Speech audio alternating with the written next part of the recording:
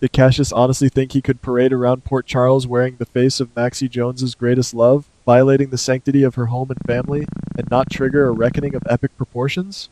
The sheer audacity of this man to step into the life of a legacy character, to look into the eyes of Nathan's children and play the part of a resurrected hero, is nothing short of psychological warfare. For months, we have watched this impostor weave a web of deceit, manipulating everyone from Nina Reeves to little James West, while the real emotional anchor of this story, Maxie herself, has been conspicuously absent since the moment she opened her eyes. But if there is one thing we know about the daughter of Frisco and Felicia Scorpio, it is that she is a survivor. She is not a victim waiting to be rescued. She is a storm gathering on the horizon, and Cassius has absolutely no idea what is about to hit him. Let us take a moment to truly unpack the absolute horror of Maxie's situation. Imagine waking up from a vulnerable, unconscious state, your mind slowly clearing from the dense fog of medical trauma, only to look at the man holding your hand and realize, with a bone-chilling, undeniable certainty, that he is not who he claims to be. The eyes might look the same, the voice might carry the exact same cadence, but the soul is entirely, terrifyingly foreign. During the golden era of soap operas, we saw magnificent tales of doppelgangers and mistaken identities, but the writers have infused this current storyline with a deeply unsettling, modern psychological edge. Maxie's maternal instincts and her innate Scorpio intuition undoubtedly flared to life the very second she realized Nathan was actually his sinister twin, Cassius Phazon. She knew instantly that her life and the precious lives of her children were in grave, immediate danger. Cassius is a man who operates in the darkest shadows, a man who funded Jen Sidwell's escape and is currently taking deadly orders from the murderous double agent Ross Cullum. If Cassius even suspected for a fraction of a second that Maxie had deduced his true identity, he would not hesitate to silence her permanently to protect his monstrous charade. Therefore, her sudden disappearance is not a sign of weakness or confusion, it is a brilliant, highly tactical retreat.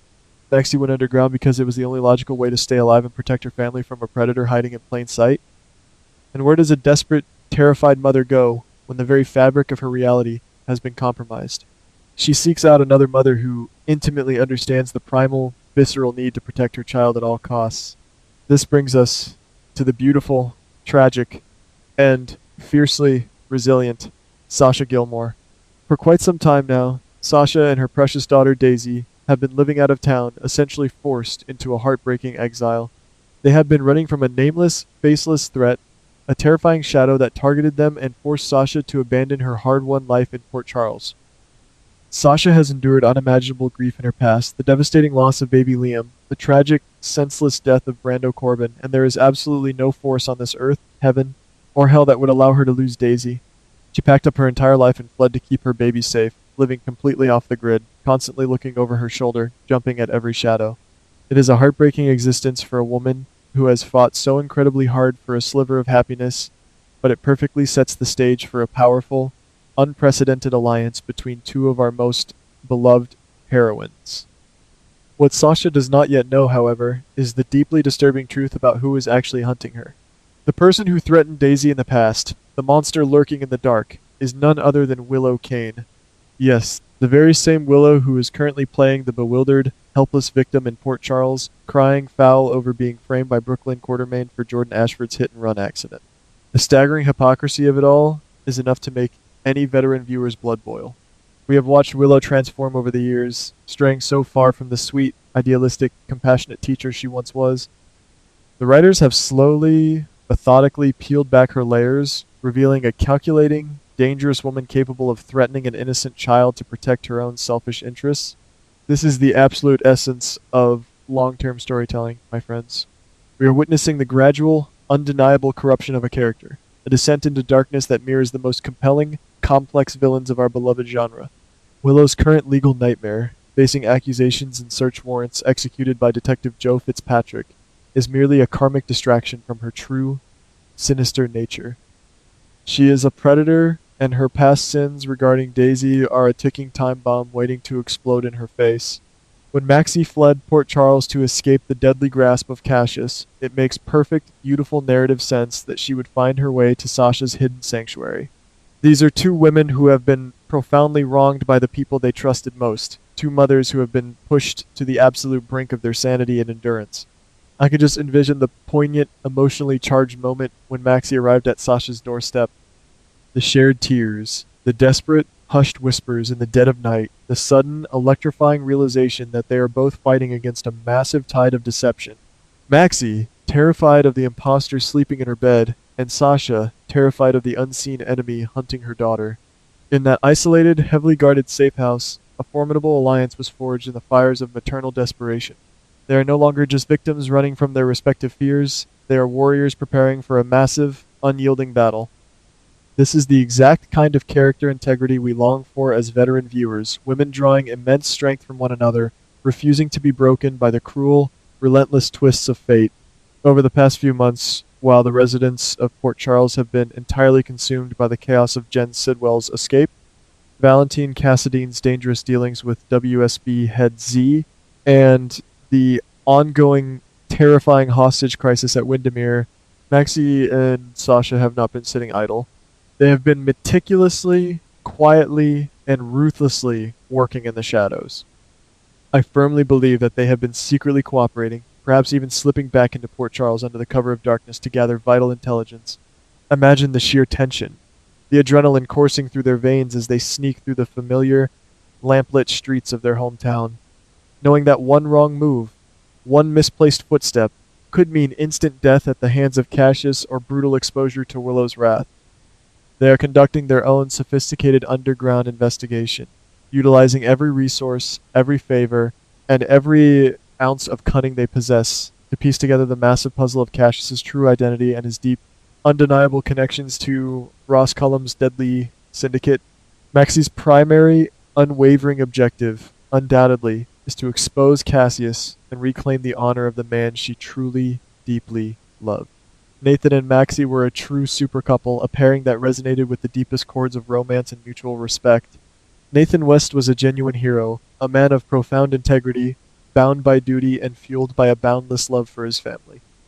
For Cassius to wear his face while engaging in vile criminal enterprises, reporting to a dirty agent like Ross Cullum, and plotting to disappear once their nefarious project is operational, is a sickening desecration of a beautiful legacy. Like, Maxie knows that Anna Devane is already highly suspicious. We have seen Anna desperately trying to convince a skeptical Felicia Scorpio in France that Nathan is an impostor. Anna's brilliant, highly analytical WSB mind has caught onto the discrepancies, but Anna is operating from a great distance, currently plotting her own daring escape from a medical facility. Maxie, however, has the intimate, undeniable, soul-deep proof of a woman who knows her partner's heart better than she knows her own. She and Sasha have likely been trailing Cassius, documenting his secret meetings, perhaps even intercepting digital communications that prove beyond a shadow of a doubt that he is the inside man who funded Sidwell's escape. They are building an airtight, impenetrable case, knowing that when they finally strike, they absolutely cannot afford to miss. Simultaneously, Sasha's intense, laser-like focus has been on unmasking the person who dared to threaten her precious Daisy. While she has been living in constant fear, her secret, calculated trips back to Port Charles with Maxie have allowed her to dig deep into the past. Sasha is a remarkably resourceful, highly intelligent woman who has survived the brutal machinations of the fashion and corporate worlds. With Maxie's extensive connections and their combined fierce determination, they are undoubtedly following the hidden digital and paper trails that lead straight to Willow Kane's doorstep. How incredibly poetic it will be when Sasha finally realizes that the woman who has been masquerading as a paragon of virtue, the woman currently embroiled in a bitter, highly publicized feud with Brooklyn and Tracy Quartermain, is the very same monster who targeted her innocent child. The sense of betrayal will be profound, earth-shattering even, but the clarity will be immensely empowering. Sasha will no longer be running blindly from a ghost. She will be actively hunting a very real, very vulnerable, and deeply flawed enemy. The meticulous, patient nature of their joint investigation is a stunning testament to their immense growth as characters. In the past, a younger Maxie might have acted impulsively, rushing in with half-baked, chaotic plans and relying on sheer luck and the intervention of Mac or Frisco to save the day. But motherhood profoundly changes a woman. It sharpens her instincts, tempers her recklessness, and instills a cold, calculated patience. Maxie knows that confronting Cassius without irrefutable, concrete proof would be an absolute death sentence.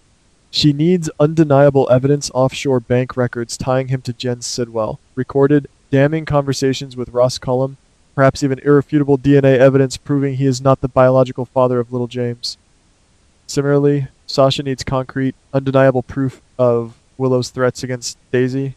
They are building a massive fortress of evidence, brick by agonizing brick, ensuring that when they finally step out of the shadows and reveal themselves, their enemies will have absolutely nowhere to run. No allies left to manipulate, and no lies left to spin. The stage is currently beautifully set for a grand, explosive, and highly emotional return. Right now, Port Charles is a volatile powder keg waiting for a single spark. Cassius is feeling increasingly cornered, realizing his Nathan act is rapidly falling apart and making highly dangerous plans to leave town after a final, risky goodbye to James at the batting cages. Meanwhile, Willow is spiraling into a massive panic, completely blindsided at the PCPD by altered GPS data, fighting tooth and nail against hit-and-run accusations while remaining completely blissfully oblivious to the far more destructive storm heading directly her way. The timing of their impending return could not possibly be more perfect.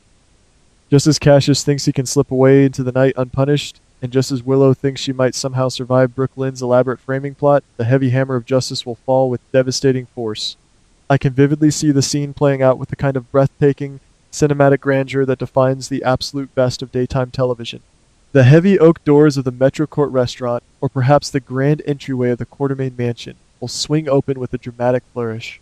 And in will walk Maxie Jones and Sasha Gilmore, flanked by trusted, powerful allies, with little Daisy safely shielded behind them. They will not return as frightened, cowering fugitives. They will return as fierce, avenging angels. The absolute shock on the faces of the townspeople will be palpable, a collective gasp echoing through the room as Maxie, standing incredibly tall and unyieldingly resolute, points a steady finger directly at Cassius and declares him an impostor, a fraud, and a highly dangerous criminal.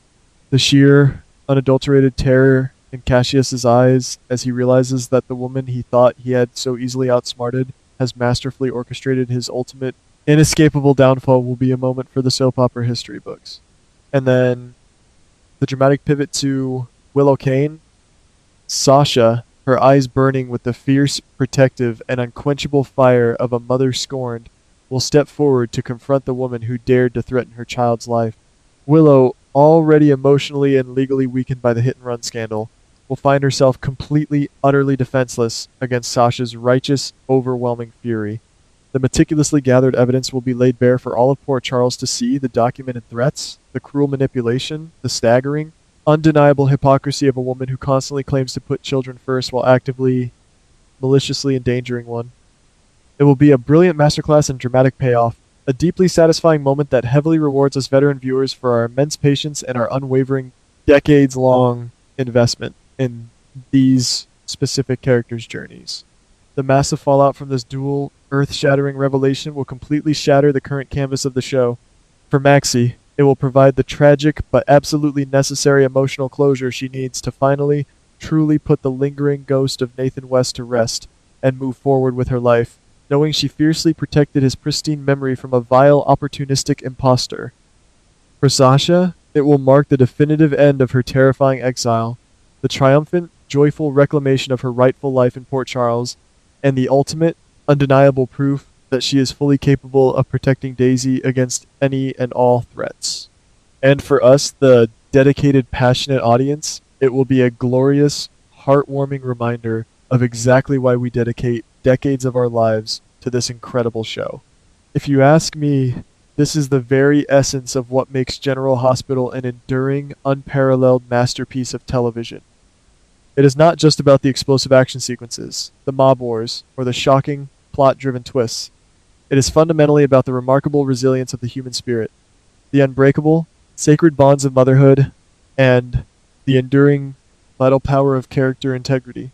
We have watched Maxie grow from a spunky, troubled teenager into a formidable, brilliant woman, and we have watched Sasha rise from the dark ashes of unimaginable, soul-crushing grief. To see them unite, to see them boldly take absolute control of their destinies and completely vanquish the darkness that sought to consume their families, is a narrative triumph of the highest order. The golden era of soap operas is not just a fond memory of the past. It lives on vibrantly in powerful, character-driven stories, exactly like this, where love, immense courage, and the undeniable truth ultimately prevail. I, for one, will be glued to my screen, tea in hand, cheering for these magnificent, unstoppable women every single step of the way.